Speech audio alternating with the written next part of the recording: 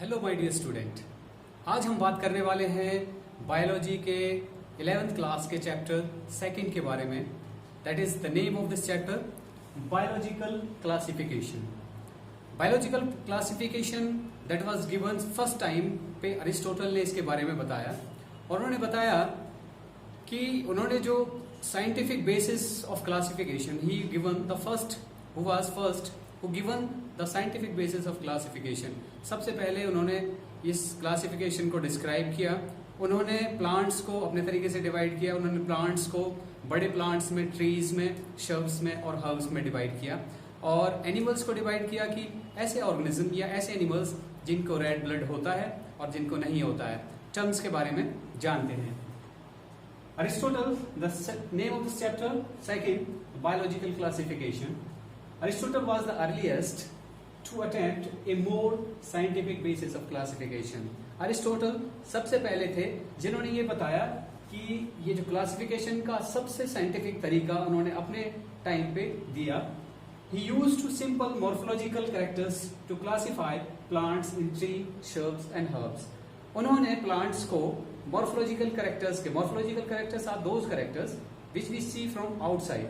ऐसे कैरेक्टर जिनको हम बाहर से देख सकते हैं। प्लांट्स में लीव्स लगी हैं, फ्रूट्स लगे हैं, या एक्सटर्नल अपीयरेंस कैसी है, उसके बेसिस पर उन्होंने क्लासिफिकेशन किया, और उन्होंने प्लांट्स को 3 कैटेगरीज में डिवाइड किया।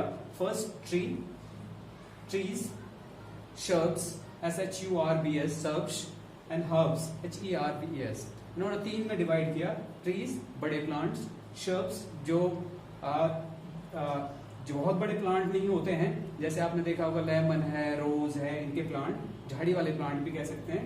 और सबसे छोटे प्लांट्स हर्ब्स, जिनकी जो वुड होती है, जो स्टेम होती है, वुडी नहीं होती है, सॉफ्ट होती है, हर्बेसियस होती है। स्मॉल प्लांट होते हैं जैसे बथुआ है, पालक है, मिंट है, ठीक है। तो उन्होंने प्लांट्स को 3 कैटेगरी में डिवाइड किया, tree, shrubs and herbs. Last one उन्होंने एनिमल्स को डिवाइड किया उनके बेसिस पर कि किस एनिमल्स के अंदर ब्लड है और किसके अंदर ब्लड नहीं है। This is all about Aristotle, and Aristotle was the first दोबारा से who gives the scientific basis of classification, and he divided plants on the basis of morphology, divides plants into trees, shrubs and herbs. And last one, the animals are divided on the basis the animals which had red bloods and which did not. Now the next topic is, first topic में हमने देखा कि the scientific basis of classification is given by Aristotle, and now the next topic is given by Linnaeus. In the Linnaeus time,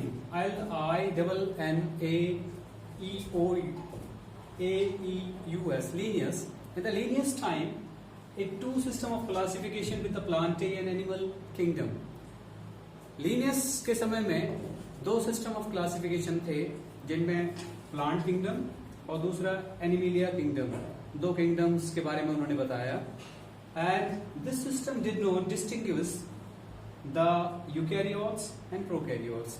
ये system ऐसा था जिसने ये नहीं बताया, केवल एक सुपरफिशियली ये बता दिया कि केवल प्लांट और एनिमल किंगडम के बारे में बता दिया, लेकिन ये नहीं बताया कि कैसे हम डिफरेंशिएट कर सकते हैं, डिस्टिंग्विश कर सकते हैं, कैसे हम पहचान सकते हैं यूकैरियोट्स को और प्रोकैरियोट्स को। What are eukaryotes? Eukaryotes are the organisms which have 2 nucleus, which have nuclear membrane, but the prokaryotes does not have 2 nucleus. ठीक है, तो उन्होंने इसके बारे में भी नहीं बताया कि यूकैरियोट्स और प्रोकैरियोट्स में क्या अंतर होता है। दूसरा, यूनिसेलुलर और मल्टीसेलुलर ऑर्गेनिज्म के बारे में भी नहीं बताया कि यूनिसेलुलर में क्या अंतर होता है और मल्टीसेलुलर क्या होते हैं। इसके बारे में भी इस सिस्टम ने या लीनियस ने इनके बारे में नहीं बताया। Third, and the photosynthetic and non photosynthetic, तो ऐसे प्लांट्स जो photosynthetic होते हैं, which can make their own food and which cannot make their own food, and he cannot differentiate या distinguish all these characters। इन्होंने यूकैरियोट्स और prokaryotes में अंतर नहीं बताया, यूनिसेलुलर और मल्टीसेलुलर में नहीं बताया, उन्होंने फोटोसिंथेटिक और नॉन फोटोसिंथेटिक्स में कोई भी अंतर नहीं बताया। And this is all about this topic, and we will start the new topic, that is 5 system of classification. Now the next topic is, we have studied Aristotle, we have studied about the Linnaeus. हमने 2 scientist के बारे में पढ़ा और उन्होंने किस किस तरह से मेथड को यूज किया, ये हमने देखा। Now we are studying the next one, that is the R.H. Whittaker. In 1963 he proposed the 5 kingdom of classification and उन्होंने 5 kingdom of classification के बारे में बताया, that is kingdom Monera, kingdom Protista, kingdom Fungi, kingdom Plantae and kingdom Animalia.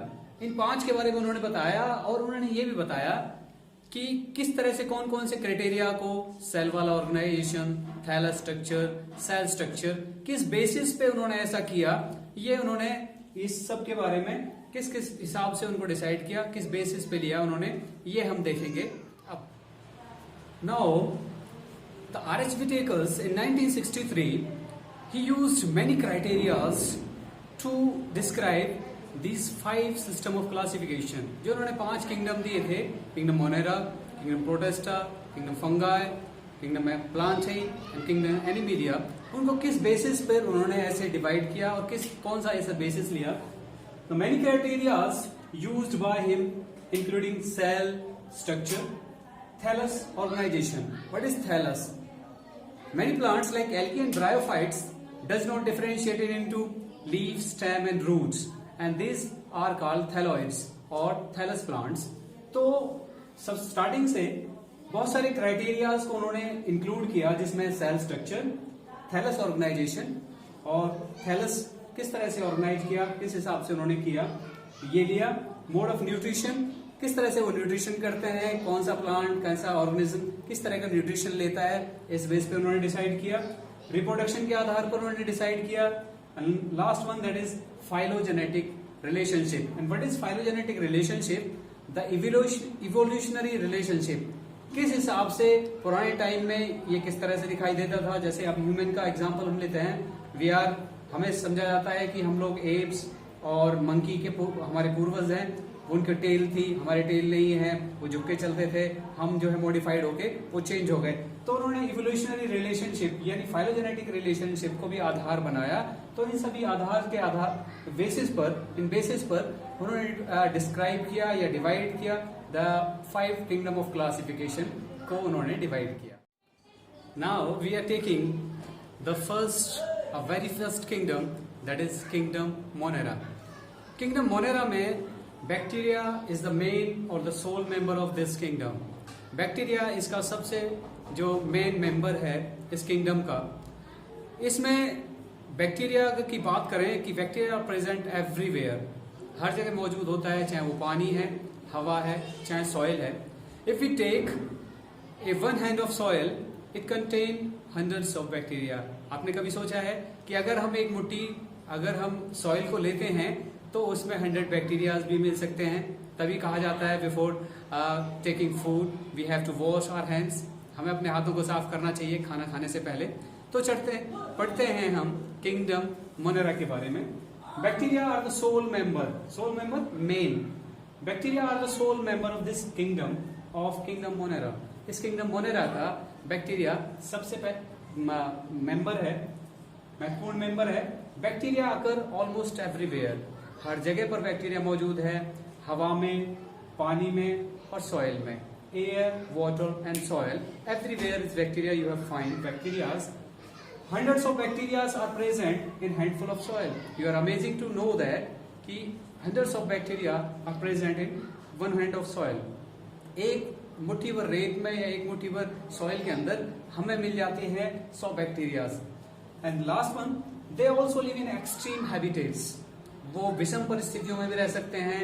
वो रह सकते हैं hot spring में, गर्म पानी के झरनों में रह सकते हैं, डेजर्ट्स में रह सकते हैं. हॉट स्प्रिंग SPRINGS, डेजर्ट्स में DESERTS डेजर्ट्स. स्नो में, बर्फ में भी रह सकते हैं. जबकि हम देखते हैं कि हम अगर खाने को फ्रीज के अंदर रख देते हैं तो वो खराब नहीं होता, क्योंकि वहां उन्हें इतना टेम्परेचर ग्रो करने के लिए नहीं मिल पाता है. लेकिन कुछ ऐसे बैक्टीरियाज भी हैं जो एक्सट्रीम कंडीशन या ऐसी कंडीशन जहां पर कोई नहीं सर्वाइव कर पाता, ऐसी कंडीशन में रह सकते हैं. Hot spring, desert, snow and in deep ocean, और गहरे समुद्र में भी वो पाए जा सकते हैं. तो हम आगे पढ़ेंगे कि कैसे शेप और उसके आधार पर हम बैक्टीरिया को आगे डिवाइड कर सकते हैं. Bacterias are grouped into 4 categories on the basis of their shape. Shape के आधार पर बैक्टीरियाज को 4 भागों में डिवाइड किया गया है। अगर वो स्पेरिकल शेप्ड है तो उसको कोकस बोलते हैं, अगर वो रॉड शेप्ड है तो उसको बैसिलस बोलते हैं, अगर वो स्पाइरल शेप्ड है, जैसे आपने देखा होगा कि टेलीफोन की वायर होती है स्पाइरल गुच्छेदार, तो वो स्पाइरलम है, और अगर वो कॉमा शेप्ड है तो वो विब्रियो है। इसके बारे में हम देख लेते हैं। Bacterias are grouped into 4 categories on the basis of their shape. Shape के आधार पर बैक्टीरिया को 4 भागों में डिवाइड किया गया है। Spherical and that is known as coccus, COCCUS coccus, वो इसकी तरह की स्ट्रक्चर स्पेरिकल स्ट्रक्चर है। Second one rod shape, and rod shaped structure that is known as bacillus, and bacillus and this is one ये rod की तरह की structure है, that is rod shaped structure. Now the third one is spiral shaped. Spiral shaped इस तरह की structure होती है और that is known as spirillum, SPIRULLUM, spirillum. And the last one that is comma shaped, ऐसे bacteria जिसकी shape comma के आकार की होती है, and that is known as vibrio, BIBRO, vibrio, and the shape of the vibrio is this type. तो इस तरह के हमने 4 बैक्टीरियाज के बारे में पढ़ा जिनके अलग अलग शेप थी। Spherical shape coccus, rod shape bacillus, and the spiral shape that is spirillum, and the comma shape that is vibrio. And this is all about the bacteria on the basis of their shape. Now the bacterias are divided on the basis of their nutrition. क्या खाते हैं bacteria, क्या पीते हैं, इस base पे उनको divide किया गया है। कुछ बैक्टीरियाज ऐसे हैं they can prepare their own food, अपना खाना खुद बना सकते हैं by photosynthesis and by chemosynthesis। ठीक है, तो 2 तरह के टाइप के ये हो गए। एक वो जो फोटोसिंथेसिस के द्वारा अपना फूड प्रिपेयर कर सकते हैं because they have contains the chloroplast, उनके अंदर क्लोरोप्लास्ट प्रेजेंट होता है जिसकी वजह से वो सनलाइट की प्रेजेंस में अपना फूड प्रिपेयर कर सकते हैं। These are photosynthetic autotrophs. And next type is chemosynthetic autotrophs, जो केमिकल से या नाइट्रेट्स कंपाउंड से अपना भोजन प्राप्त कर लेते हैं, that is are chemosynthetic autotrophs. And last one, जो ऑर्गेनिज्म जिस टाइप के बैक्टीरिया, ज्यादातर बैक्टीरिया ऐसे हैं जो दूसरों पे डिपेंड होते हैं, that depends on other for their food and obtain their food from others. ठीक है, ऐसे बैक्टीरिया हैं तो उनके बारे में हम जान लेते हैं। Bacterias are divided on the basis of their nutrients. Bacterias उनके न्यूट्रिएंट्स के बेस पर उनको डिवाइड किया गया है। दे मे बी फोटोसिंथेटिक, वो फोटोसिंथेटिक हो सकते हैं। फोटोसिंथेटिक ऑटोट्रॉप्स अभी बता दिया कि they prepare their own food by the process of photosynthesis because they contain chlorophyll. And that second type that is chemosynthetic autotroph. Chemosynthetic जो केमिकल से या केमिकल कंपाउंड से अपना भोजन बना लेते हैं, प्राप्त कर लेते हैं, these are the chemosynthetic autotrophs. And third one, the vast majority of bacteria are heterotrophs। इनमें ज्यादा जो बड़ी कैटेगरीज है या ज्यादा वेराइटी जो ग्रुप है सबसे बड़ा बैक्टीरियाज का, वो ऐसा है कि जो हेटेरोट्रॉप्स हैं वो अपना खाना खुद प्रिपेयर नहीं करते हैं, that is they do not synthesise their own food and depends on other. वो अपना खाना खुद प्रिपेयर नहीं करते और दूसरों पर डिपेंड रहते हैं। और ऐसे बैक्टीरियाज भी होते हैं, दे आर डिकम्पोजर्स, हमने डिकम्पोजर्स में भी पढ़ा है। तो दे obtain their food from dead organic matters and these are decomposer also। तो ये सब है, ये पढ़ा हमने कि कैसे न्यूट्रिएंट्स के बेस पर बैक्टीरियाज को डिवाइड किया जाता है। Photosynthetic autotrophs, chemosynthetic autotrophs and those which are obtain their food from other organisms। And this is all about this food habits of bacteria। Now the Kingdom Monera is divided into 2 types, that is Archaeobacteria. You have studied in 9th class also, Archaeobacteria and Eubacteria. Archaeobacterias, the many bacteria from Archaeobacterias, they are found in extreme harsh habitat। Harsh habitat का मतलब होता है ऐसा habitats, ऐसे रहने का स्थान जहाँ विषम कंडीशन हो, जहाँ हाई टेम्परेचर हो, हाई एसिडिक कंडीशन हो, या जहां पर साल्टी इन्वायरमेंट हो, इस तरह के बैक्टीरिया हार्श हैबिटेट्स में पाए जाते हैं। तो आर्कीबैक्टीरियाज और those bacterias which are found in harsh habitat, extremely hot condition salty waters, इस तरह की कंडीशन में वो पाए जाते हैं। तो इसके बारे में पढ़ते हैं। The kingdom Monera is divided into two types, that is archaeobacteria and second one is eubacteria. Archaeobacteria, first, these bacteria are special since they live in the most harsh habitat. ये स्पेशल हैं क्योंकि ये ऐसे environment में भी रह सकते हैं जहां पर कोई सरवाइव नहीं कर सकता। दोबारा से, these bacteria are special since they live in the most harsh habitats. First, उसके बेसिस पर दे आर डिवाइडेड इनटू थर्मोएसिडोफाइल्स, जो हॉट स्प्रिंग में रह सकते हैं। थर्मोएसिडोफाइल्स ये ऐसे बैक्टीरिया जो रहते हैं हॉट स्प्रिंग में, ये हाई एसिडिक कंडीशन में। उनका नाम इंडिकेट कर रहा है, thermo means temperature, acidophiles high acidic condition में भी वो रह सकते हैं। हॉट स्प्रिंग में रहते हैं, हाई एसिडिक कंडीशन में भी वो रहते हैं। Second one is halophiles. Halophiles are what? Found in extreme salty areas, और वो इस एरिया में पाए जाते हैं जहां पर सॉल्टी इन्वायरमेंट है, जहां नमक या खारा पानी ज्यादा होता है। तो बैक्टीरिया ज्यादातर मोस्टली क्या होता है कि बैक्टीरिया हो या और बहुत सारे ऑर्गेनिज्म हैं साल्टी इन्वायरमेंट में सरवाइव नहीं कर पाते हैं। लेकिन ये बैक्टीरिया जो है halophiles, that can survive and found in extreme salty areas में पाए जाते हैं। थर्ड वन इज मेथेनोजेंस, ऐसे बैक्टीरिया जो मीथेन गैस प्रोड्यूस करते हैं। At the name indicates means they producing methane gas and they are found in marshy places, दलदल वाली जगह पर पाए जाते हैं। या ऐसे एनिमल्स जो चारा खाने वाले एनिमल्स हैं, जैसे काउ है, बफेलो है, रुमिनेंट्स animals, these are found, these bacteria are found in the guts of ruminant animals. Ruminants means ऐसे एनिमल्स जिनका जो गट है, एलिमेंट्री कैनाल, जो स्टोमक जो होता है, वो 4 भागों में डिवाइड होता है। उस ऐसे एनिमल्स जैसे काउ एंड बफेलो, उनके रूमिनेंट्स में ये पाए जाते हैं। और ये जो एनिमल्स का जो एक्सक्रीटा होता है या जो गोबर है, जो एक्सक्रीटा है, उसमें एक्सक्रीट हो जाते हैं।